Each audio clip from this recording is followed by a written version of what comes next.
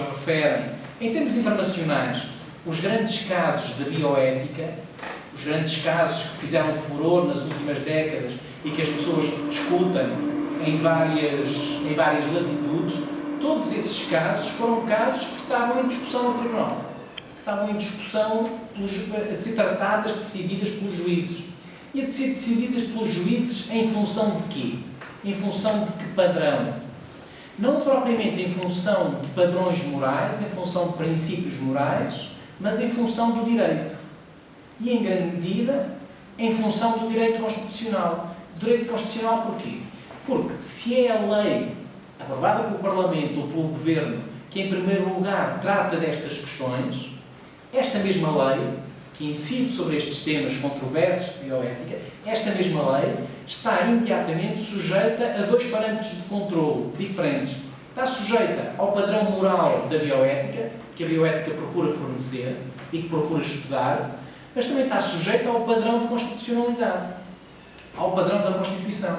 Isto é, porque quando o Parlamento, quando o Congresso Federal, quando o Governo faz uma lei, essa lei tem que ser feita de acordo com os princípios constitucionais, de acordo com as imposições constitucionais. Então a mesma lei está simultaneamente sujeita a estes dois parâmetros, ao parâmetro da bioética e ao parâmetro da Constituição.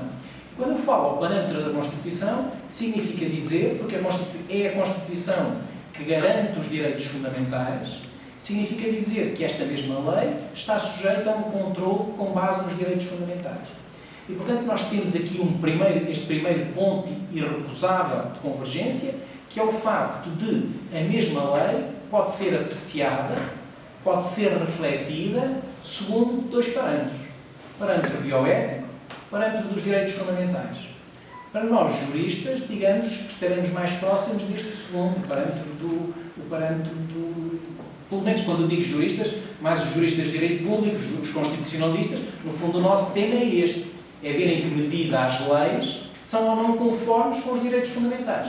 Portanto, quando eu aprecio uma norma do Código Penal que regula a interrupção da gravidez, ou que regula a apropriação medicamente assistida, ou que regula a investigação sobre células estaminais, ou qualquer destas células-tronco, qualquer destas questões, a minha perspectiva é sempre ver em que medida esta lei se conforma ou não com os direitos fundamentais que estão na Constituição.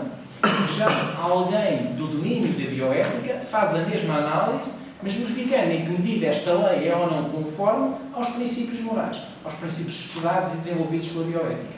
E, portanto, aquilo que, no fundo, quando nos interrogamos sobre o possível diálogo entre as duas disciplinas, tem, em primeiro lugar, que ver com isso.